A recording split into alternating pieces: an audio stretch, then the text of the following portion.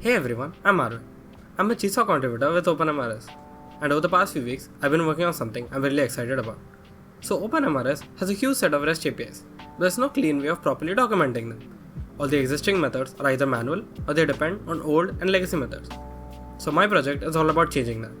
I'm building a Maven plugin which brings all the processes from runtime processes, that is discovering and documenting the REST resources, and brings them into the Maven build cycle. So essentially, it makes the documentation from runtime into build time. So let me show you how it's done.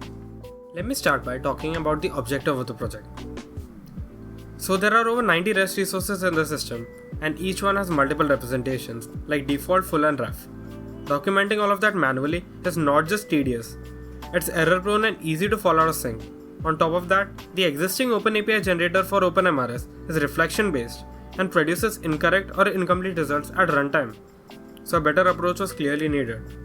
So the idea I proposed and have been working on is to build a custom Maven plugin that analyzes OpenMRS REST resources and generates static and detailed documentation with full support for OpenAPI 3.0 standards. And instead of relying on runtime reflection, this plugin integrates at build time and launches a fork JVM process. This fork process initializes the full OpenMRS runtime at build time using the mock context that is given to test, which gives us safe and isolated access to the real REST resource handlers. From there, it analyzes the metadata and extracts representation structures using only modern and supported APIs, avoiding all the deprecated or brittle ones. So this is a diagram of the proposed solution, which was made by my mentor Herman Mareza. So thank you for that. And this divides the project into two main parts, that is the OpenAPI generation and the OpenAPI aggregation. So this is the tech stack, and here's what powers the project.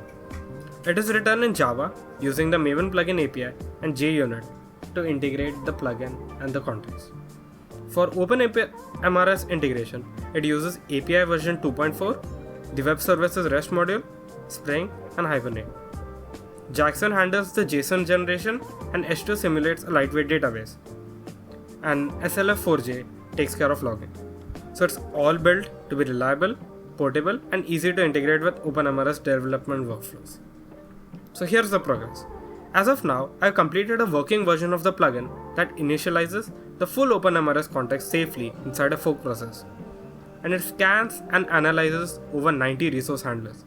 It extracts detailed metadata, and it retrieves representation structure for default, full and ref, and generates clean, type-safe JSON output with production quality error handling and logs.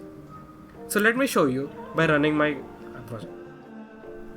So let me walk you through my project. So what this plugin does is obviously generate the JSON output in build time. So this is the sample output we are aiming to get, where we get the name of the resource, the handler class, the supported versions, and the representations. So in the representations, we'll get the property count and the link count, ideally. So the part of the project is obviously the Maven plugin. So how this Maven plugin works is we invoke the test class inside this plugin. So it's a very cool feature where we use this test class, which extends this base module web context sensitive test, which is inside the OpenMRS. We get context for a test class to run. So we use this to get all the required context in build time. So let me show you by running this project.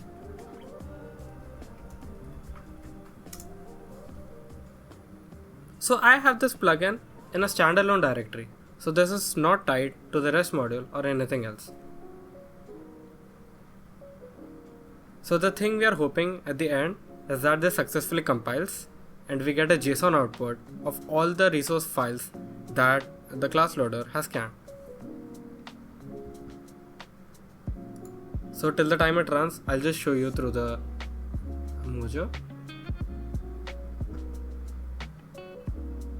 So here we can see that the Mojo runs the database information. So as you can see, the build was a success. So let me just see the JSON file, and here we go. The JSON file has been generated.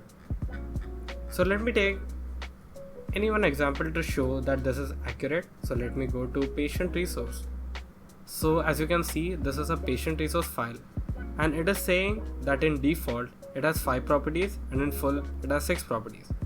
So let me just open the patient resource. So as patient resource 1.9 extends 1.8, so it smartly goes inside the get representation description.